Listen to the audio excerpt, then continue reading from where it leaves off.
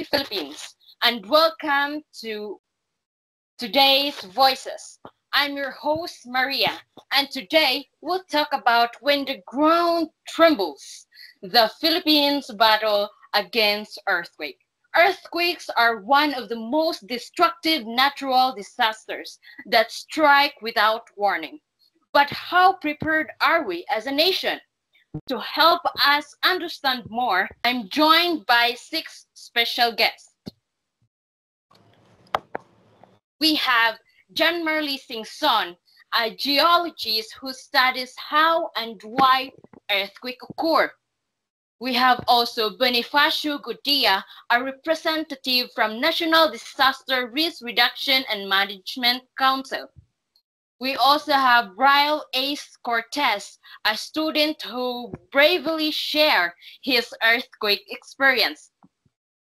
Grithel Gumaila, a civil engineer, explaining about what to consider in building structures.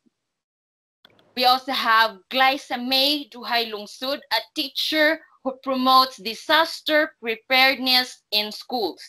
And lastly, we have Shayan Solano, an environmental advocate, explains the connection between the environment and earthquakes. We start with John Marley Singson. What exactly caused an earthquake and why is the Philippines so prone to them? Thank you for that question, and thank you also for having me today. And good day, everyone. So, earthquake happens when the Earth's tectonic plates move and release energy. The Philippines lies along the Pacific Ring of Fire, where many plates met. That's why we experience frequent earthquakes. It's part of our geography, but being aware helps us prepare. However, the current happenings in northern Cebu were devastating. According to the Mines and Geosciences Bureau, or the MGB, the cause of the magnitude 6.9 earthquakes in Bugu City, San Romeo, and other nearby areas last September 30, 2025 was due to the movement of Bugu Bay Fault, resulting in the instability of the fragile sinkholes and cave systems. Some scientists predict why or why not. Scientists cannot predict earthquakes. We cannot say exactly when, where, and how large earthquakes will be. However, we can make long-term forecasts and probabilities for when an earthquake is more likely to occur in certain areas. Well, I fully agree with what John Barley said. Understanding the science helps us design better policies and warnings. I agree with a reservation. While earthquakes can be predicted, additionally sensors and early warning systems could help our country reduce risk. Some countries already use them effectively. Mhm. Absolutely. Although these systems do not predict earthquakes, they detect early shaking, still valuable. All right, thank you, John Marley. Now, Mr. Bonifacio, how does our government help communities prepare for earthquakes?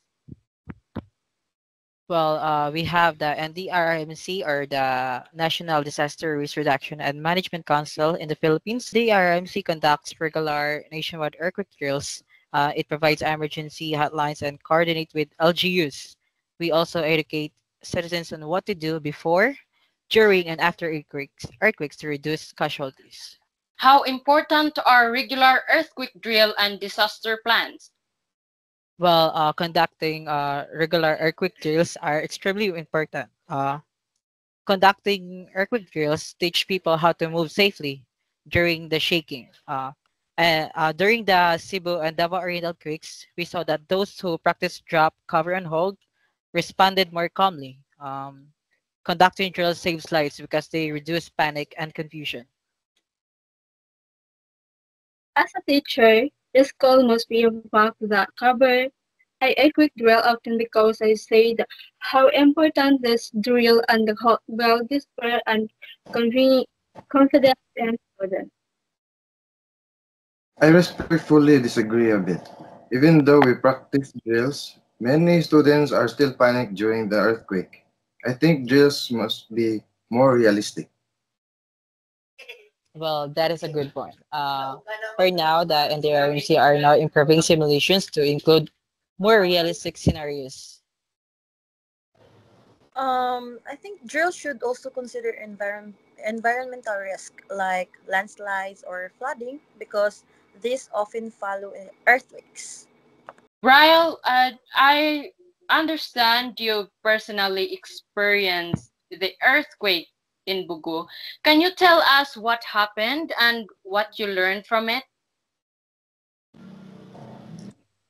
Yes, during the earthquake strike in Bogo, I was in school and I was in shock, and also everyone panicked.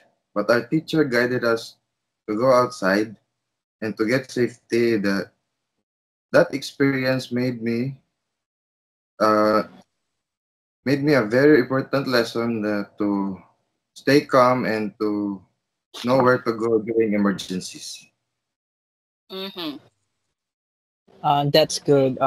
Calmly reacting after the shaking is good. And I'd like to clarify that panic is a natural reaction due to adrenaline rush, but proper training does minimize it.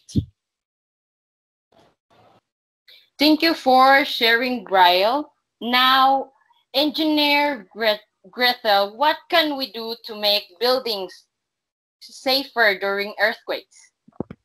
So that's a great question. To make buildings and houses safer during earthquakes, the key is in strong design and proper construction.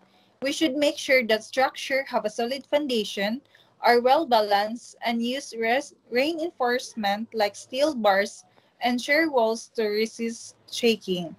It's also important to follow building codes and safety standards. These are based on studies that predict how buildings react during quakes. Regular inspection and maintenance also help ensure that structure remains strong over time. What kind of materials or designs are best for earthquake resistant structures? For earthquake resistant design, we usually use light but strong materials. Reinforced concrete and steel are excellent choices because they can flex without breaking. Design wise, it's important to have a simple symmetrical layout. Buildings with irregular shape or uneven heights tend to sway unevenly and more likely to be damaged. We also use base isolators and dampers, which reduce the movement caused by an earthquake, making the building more stable. I have a one last additional question. What advice can you give to the communities when constructing their homes? So my advice that I can give the communities in constructing their home is simple but crucial. Build safely, not just beautifully. Communities should have always consult licensed engineers or architects before building their homes. Avoid cutting corners with materials. Using cheaper but low quality materials may save money now but could cost lives later. Also, choose safe location away from fault lines or landslide prone areas. And remember, education and awareness are key. Everyone should understand the basics of earthquake safety when it comes to construction. I agree to that. Engineering and geology go one in hand. I agree with you, Ms. Chamari, but even strong buildings fall if built on unsafe land. So, environmental assessment should be part of every construction plan. Exactly. Location is equally important. So, Miss Glyza, as a teacher, how do schools prepare students for earthquakes? A school conduct a quick drill showing students how to duck, cover, and hold. We also teach them to prepare emergency kit, codes, and items based on survival and first aid, and communication and follow evacuation plan. Education is the key to save life. What should students remember to do before, during, and after an earthquake? A student could prepare go bag, goes of cash, protein, food, and water. Batteries, power, radio, flashlight, and extra batteries, bandage, and disinfectant wipes, and any people medication with instruction. If outdoors, look for the open area away from building, away from trees, and utility wipes. If indoor, safest sports and understand the furniture like a desk or table or any an interior hall away from window heavy furniture or adding fairly object.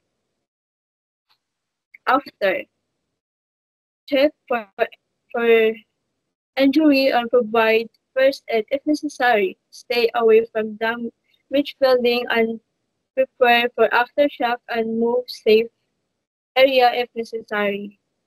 While cash is helpful, digital payments sometimes help faster in non-severe earthquakes. But yes, physical cash and safest is safe is in big disasters. After physical cash in what du- durable. Bye. Okay. Lastly, Shayan, how does caring for the environment relate to earthquake safety? So, good day, everyone. So, I'll share with you my knowledge on how to care the environment relate to the earthquake safety. So, of course, protecting our environment helps lessen the possible secondary disasters like landslides, liquefaction, tsunamis, and uh, sieges and flooding after earthquakes. And I want to people to understand why these are possible.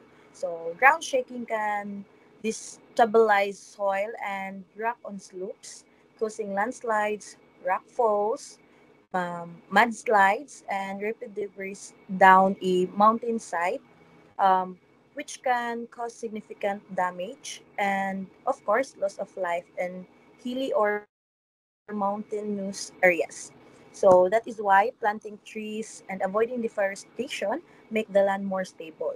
So a healthy environment supports a safer community. So we can we as individuals play a vital role in promoting safety and environmental protection by taking active steps within their communities and practicing sustainable habits in their daily lives.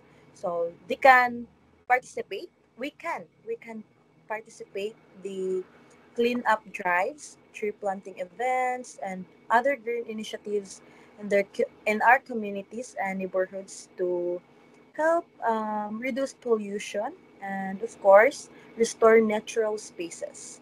So, by adopting the principles of reducing, reusing, and recycling, um, we can contribute to minimizing waste and preventing environmental damage. So, simple actions such as conserving water, saving energy, and choosing eco friendly products also make a significant impact. So, we must remember protect the earth and it will protect us too. All I right. agree. Landslides are a danger to the community. Yes. I agree, but engineering mitigation must still support environmental solutions. Absolutely, and both approaches are needed also. To wrap up this whole discussion that we had, thank you everyone for those insights. Now, before we end, I'd like to ask each of you, what is one lesson or message you want to leave about earthquake preparedness? Okay.